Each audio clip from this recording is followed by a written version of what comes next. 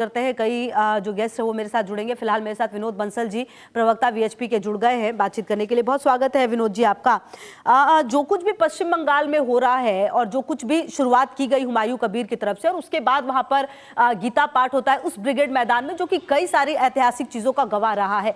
इस गीता पाठ को कराने, हालांकि गीता पाठ ये कहा गया कि इसके पीछे की वजह वो कोई भी राजनीति से प्रेरित नहीं है, क्योंकि वहां पर गीता पाठ होना ही था। क्योंकि जो एकादशी होती है उस दिन वहां पर वो गीता पाठ होना था, तो वो गीता पाठ को सही बता रहे हैं। लेकिन कुल मिलाकर सर, आपको लगता है ऐसा कि पश्चिम बंगाल में चुनाव से पहले एक पिच तैयार की जा रही है अपने अपने कंफर्ट के हिसाब से? नहीं, देखिए, वो जो बाबरी वाला जो कांड है वो तो कह सकते हो कि चुनावी पिच है निश्चित रूप से, क्योंकि ये तो साफ साफ उसने, हुमायूं कबीर ने खुद भी कहा था कि भाई हम अभी 6 दिसंबर को बाबरी का शिलान्यास करेंगे और उसके बाद 22 दिसंबर को हम नई पार्टी लॉन्च करेंगे। और उससे पहले ममता बनर्जी ने अपना पल्ला झाड़ते हुए उसको तथाकथित रूप से पार्टी से निकाल भी दिया। हालांकि निकालना, रखना और उसको प्रोटेक्शन देना, ये सब चीजें सब ड्रामेबाजी है।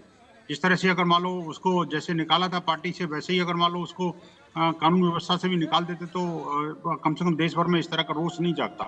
और आप देखिए कि हिंदू समाज जिस तरह से उद्विग्न है, संपूर्ण भारत के लोग जो है, जो अपने आप को भारतीय कहते हैं, वो इस बाबरी के नाम से जो है ना अपने आप को एक हीन भावना का शिकार मानते हैं। और वो कहते हैं कि भाई आखिरकार बाबर के ये देश जो है ना बाबर का तो है नहीं, तो आखिरकार वहां पर बाबरी क्यों बननी चाहिए और कौन बना रहा है, क्यों बना रहा है, ऐसी मानसिकता आखिरकार पनप कैसे रही है। लेकिन बड़ी बात ये देखिए, एक तीर से उसने 3 शिकार किए हैं। एक तो ये कि भी वो बाबरी के नाम पर जो है उसने जो जिहादी कट्टरपंथियों को जो है ना अपने साथ ले लिया। दूसरी बात ये कि जो जकात और पेट्रोल डॉलर के जो पैसे हैं वो बड़ी पैमाने पर उसने इकट्ठे कर लिए। चौथी बात ये कि भी आखिरकार ये जो तृणमूल कांग्रेस के लिए एक बड़ी चुनौती भी फिलहाल फॉर द टाइमिंग दिख रही है कि वो भी उसने खड़ी कर दी है कि आखिरकार मैं मुस्लिम वोटों को ध्रुवीकरण करके और कुछ भी कर सकता हूँ। लेकिन ये जो गीता पाठ है, गीता पाठ का इससे कोई डायरेक्ट रिलेशन कुछ नहीं है। हाँ। हमारा महीना पहले का प्लान था, लेकिन ये कि कुल मिला के वो हिंदू जनशक्ति है, जो हिंदू श्रद्धालु हैं, उनके मन में एक गहरी पीड़ा और वेदना जरूर व्याप्त हुई है कि आखिरकार इतना सब कुछ होने के बावजूद भी सब पता है कि ये जो मुर्शिदाबाद के अंदर अभी 9 महीने भी नहीं हुए कि हिंदुओं का नृशंस अत्याचार हुआ था और साथ में कई सारे हिंदुओं के घर, दुकान, मकान सब जला दिए गए। पूरे गांव के गांव को फूंक करके हजारों लोगों को ठीक है सर, मैं आपके पास अब आती हूँ विनोद बंसल जी। इस चर्चा में मैं जरा शामिल कर लूँ मौलाना साजिद रशीदी जी को, मुस्लिम स्कॉलर हैं, बहुत स्वागत है आपका। और शाइस्ता अंबर जी भी मुस्लिम स्कॉलर मेरे साथ जुड़ गई हैं। साजिद रशीदी जी, सवाल अहम ये है कि ठीक है, आप ये कहते हैं कि अगर मस्जिद है और अगर बाबरी के नाम पर ही बनाना है तो आपको संविधान ये अधिकार देता है, लेकिन कहीं ना कहीं चलिए संविधान तो अधिकार देता है, लेकिन आप कहते हैं कि आपको हर किसी की भावना का ख्याल है। तो जो 80% इस देश में रहने वाले लोग हैं, उनको किसी भी तरीके से बाबर से प्यार नहीं है, और जो ये शब्द है उससे उनकी भावनाओं को आहत होता है। आप उनकी भावनाओं का सम्मान करते हुए बाबर नाम हटा क्यों नहीं देते, किसी और नाम से क्यों नहीं मस्जिद रख सकते?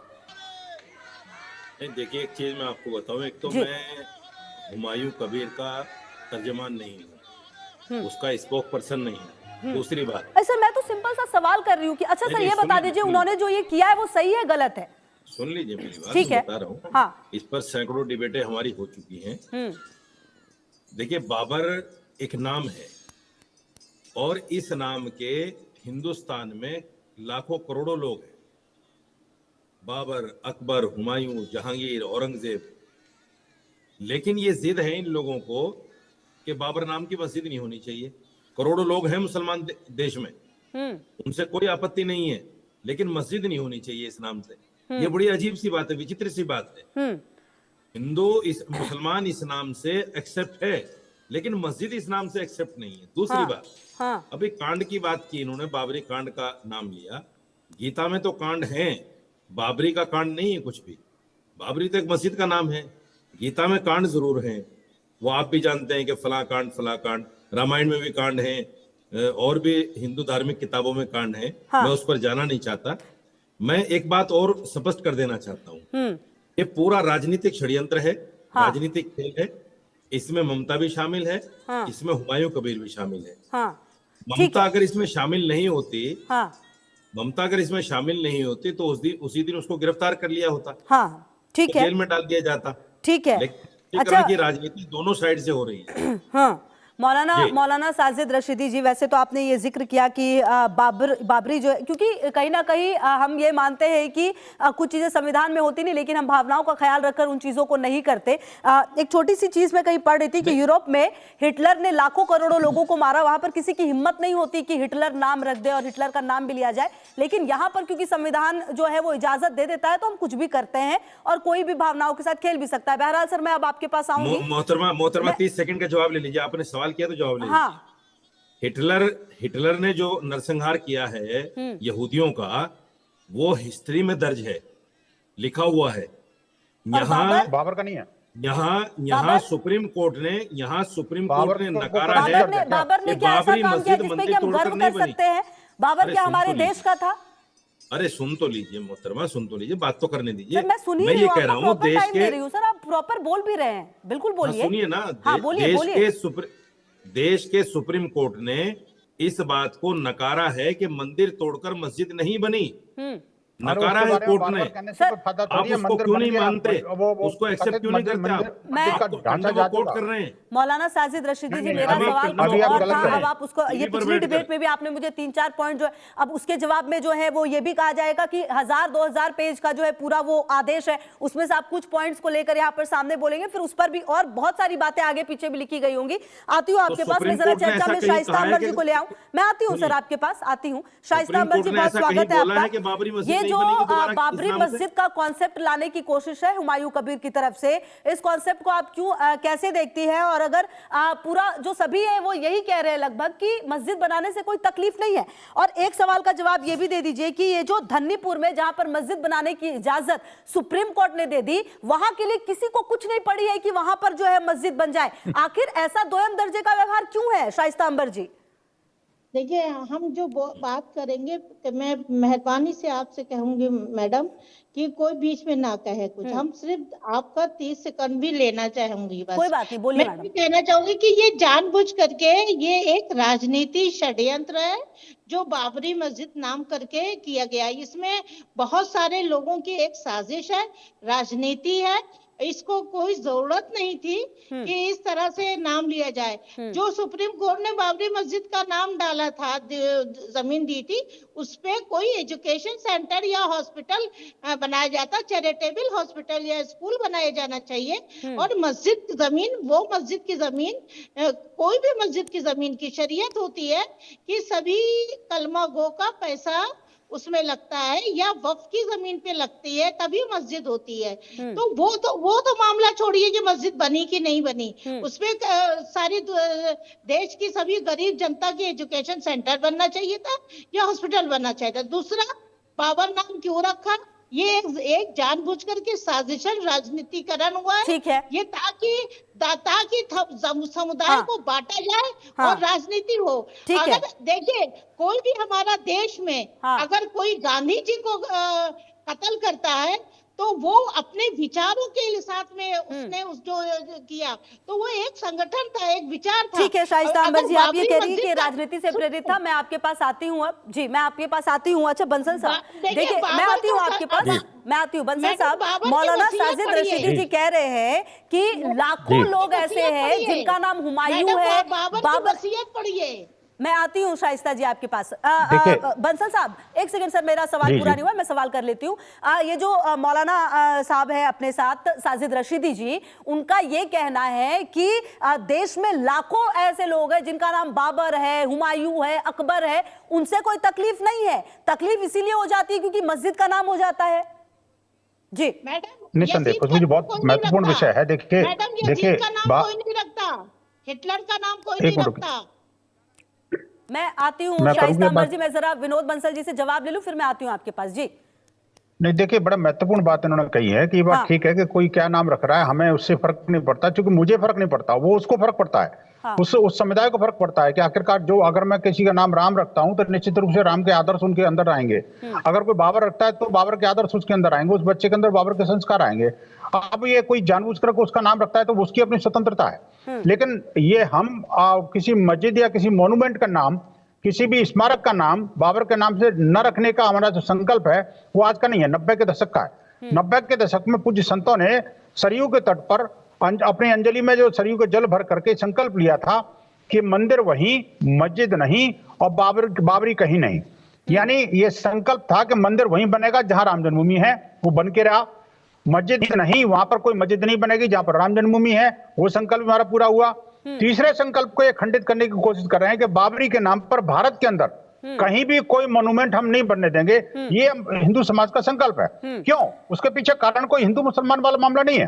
बात यह है कि बाबर और बाबरी जैसी मानसिकता जो है ना, बाबर चला गया, बाबरी चली गई, और बाबर की जो कब्र है, लेकिन वो तो गलत मानते ही नहीं बाबर को, वो तो गलत मानते ही नहीं है बाबर को ना विनोद बंसल साहब। नहीं, मैं बता रहा हूँ ना, नहीं मैं कह रहा हूँ, अगर नहीं मानते तो कम से कम ये बाबरी जाकर के अफगानिस्तान में बनाए ना, जहाँ पर उसकी कब्र है, उसको कुत्ते मौलाना साजिद रशीदी जी ना वहां पर कुत्ते पोटी कर रहे हैं।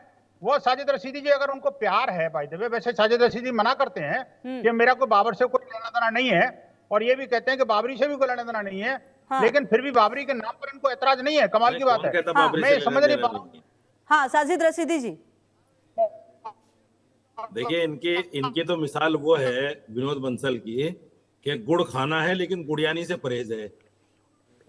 सवाल ये है कि देश संविधान से चलेगा, आपकी आस्था से थोड़ी देश चलेगा।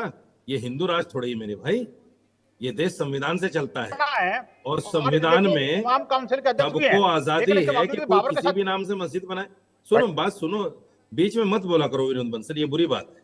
मैं आपके बीच में नहीं बोलता तो आप भी मत बोलो, आप बोल लेना आपका नंबर। मैं ये कह रहा हूं कि जब देश के संविधान ने ये छूट दे रखी है कि आप किसी भी नाम से मस्जिद बना सकते हो, किसी भी नाम से मंदिर बना सकते हो, किसी भी नाम से चर्च और गुरुद्वारा बना सकते हो, तो आप कौन है भाई ये कहने वाला कि नहीं जी बाबरी नहीं बनने देंगे? Who are you? आपकी हैसियत क्या है संविधान में भाई? सबसे पहले तो ये बताओ। आप देश के चीफ जस्टिस हैं, आप देश के प्रधानमंत्री हैं, आप देश के राष्ट्रपति हैं, आप कहीं के डीआईजी लगे हुए हैं, डीजीपी लगे हुए, आप हैं क्या? आपकी हैसियत क्या है भाई जो आप मेरा संकल्प है हमारे समाज का। अरे सुनो, बात करने दो 1 मिनट। नहीं, आप पूछ रहे हो तो मैं बता रहा हूँ ना आपको। अरे आपने एक सवाल पूछा ना तो उसका वो जवाब दे रहे थे। अरे सर समझिए, आप ही एक सवाल कर रहे थे, उसका जवाब दे रहे थे वो। आपने पूछा ना आप कौन है, हाँ, तो उसका बीच में वो जवाब देने लगे कि मैं भारत का नागरिक हूँ। जी हाँ, सवाल आपके थ्रू करें, मैं आपके सवाल थ्रू मेरे से जवाब पूछोगे दे तो रहा हूं। जवाब देना पड़ेगा ना मुझे। जी, मैं आपके थ्रू ही जवाब दे रहा हूँ। हाँ, इस देश को संविधान से चलने दो। अगर देश को संविधान से नहीं चलने देना चाहते तो सरकार है ना बीजेपी आपकी, आप कहते हो आपकी सरकार है, बनवा लो उसको हिंदू राष्ट्र, संविधान को खत्म करा दो।